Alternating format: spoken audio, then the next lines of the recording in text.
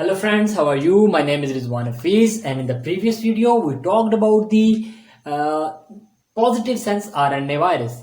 In this video we will talk about the negative sense RNA virus. So first of all, let's talk about the examples of negative sense RNA virus. And to remember the negative sense RNA virus example, you need to remember the RIPE, RIPE.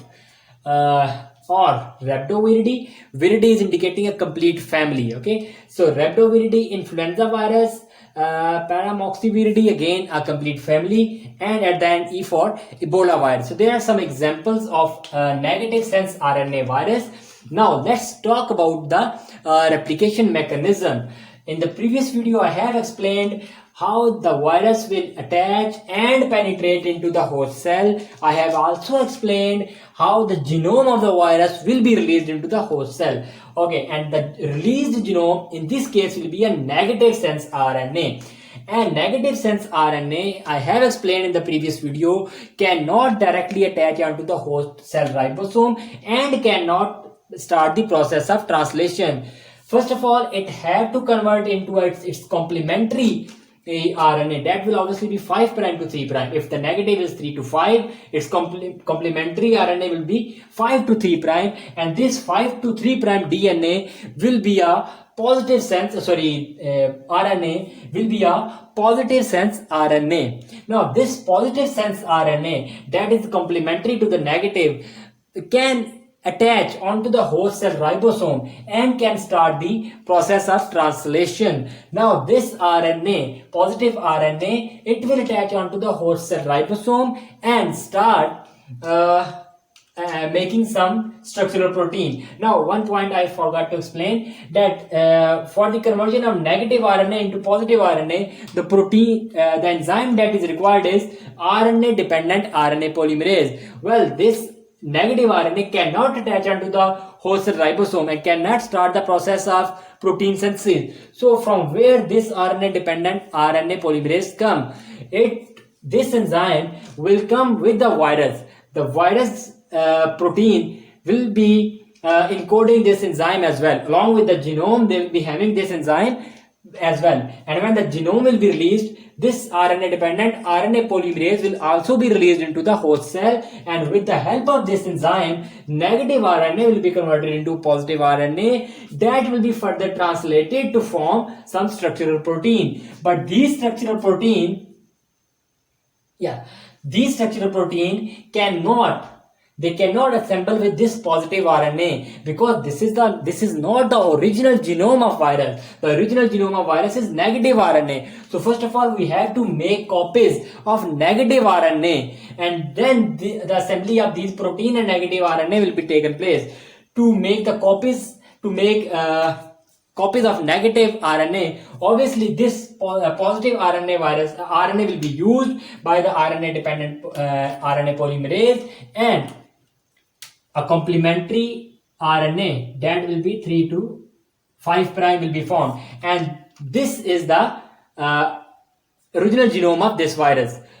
We cannot use this virus for the replication. If this RNA will be used for the replication, positive RNA will be formed.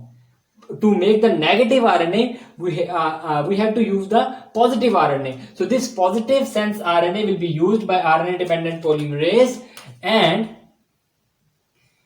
the negative sense RNA will be formed. Now, and it will be keep on using by RNA dependent polymerase, and lots of copies of negative RNA will be formed. Okay, now these negative RNAs, they will assemble with the structural protein, and new viruses will be formed. Now these new viruses are ready to go out and infect the new cells. Now let's talk about another type of replication in negative RNA viruses, and in segmented RNA. This is not a segmented RNA. There are some segmented RNAs as well. Okay? So for example, influenza virus. Okay, and again the influenza virus will release its RNA, its segmented negative RNA into the host cell, and this negative segmented RNA will be converted into lots of positive RNA, small fragments of RNA. Again, the enzyme RNA dependent RNA polymerase will be released by this enzyme as well along with the genome. Okay, now this enzyme will start the process of replication and make new copies.